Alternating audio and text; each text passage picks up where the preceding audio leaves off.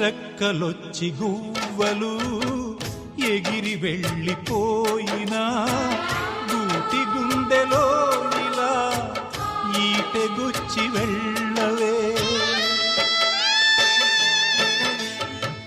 ముళ్ళ చెట్టు కొమ్మలైనా ఎంత పైకి వెళ్ళినా తల్లి వేరుపై ఇలా కత్తి దూసి ఉండవే.